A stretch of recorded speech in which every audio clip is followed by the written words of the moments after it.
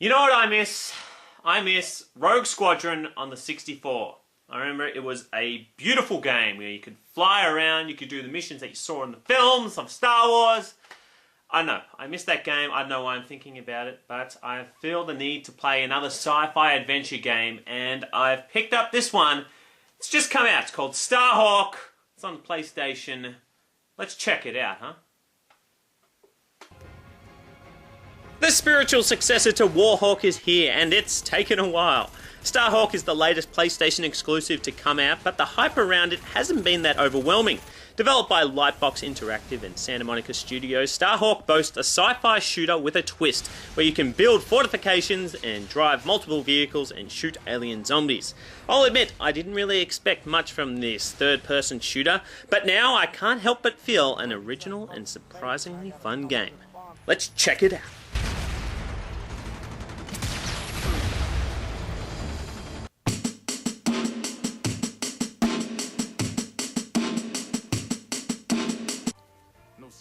Set in the future where humans live in space and many exotic and decaying planets, we take control of gunslinger Emmett Graves.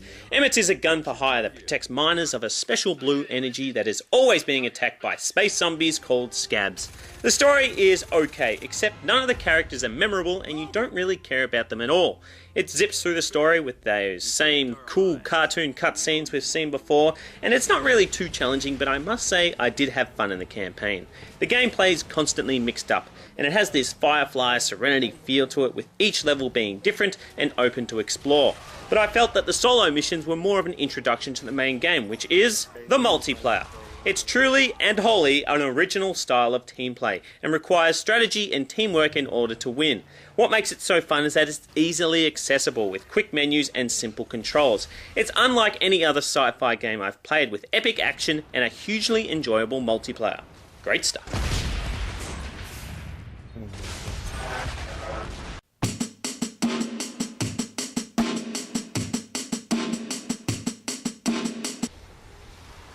Starhawk has a theme where it does what it needs to without concentrating on one area too much. This is the same with the graphics. It looks good as any other PlayStation exclusive, but it's not really groundbreaking. The worlds are a delight to explore with beautiful palette of colours and art design. Characters move a little rigidly, but the shooting, explosions and destructions are monumental. What I loved though was watching buildings being created in awesome fashion before my very eyes, or the transformations of my Starhawk to jump into the sky. The vehicles and technology mechanics offer some cool animations and never get old. Sound is pretty good, with a unique slide guitar and old western soundtrack, creating almost a cowboy mood to the game. Voice work is good without being great, and the effect sounds are at their very best when things are transforming or being built. Basically, Starhawk looks fantastic, but it's nothing you haven't seen before. We work for is riding on this. I'm working on it.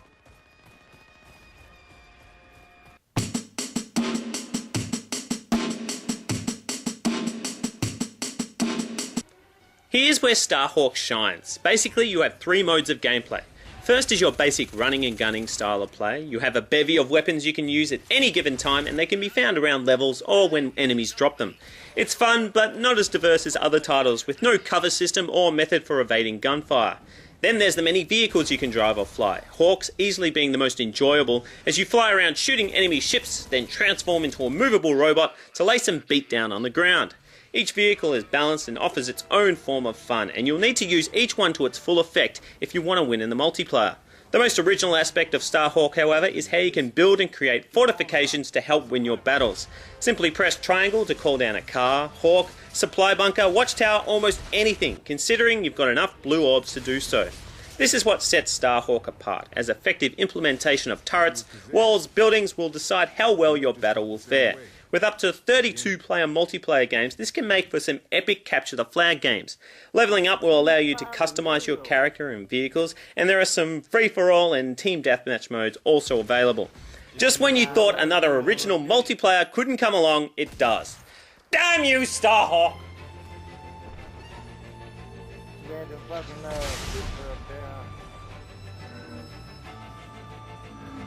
Right there where I'm shooting at you. I was pleasantly surprised by Starhawk. I have to say, it's a unique game where you can build stuff and build up a strategy into your battles. And it's very easy to get into, very easy access menus and everything like that. Now the campaign, it's fun, but there's really no depth in the story or anything like that. So it's probably a once playthrough, but the multiplayer is very addictive. It's really at the heart of this game, and I think it's going to get a lot of fans. I had a lot of fun. I'm going to give it a 9.36 out of 10.01.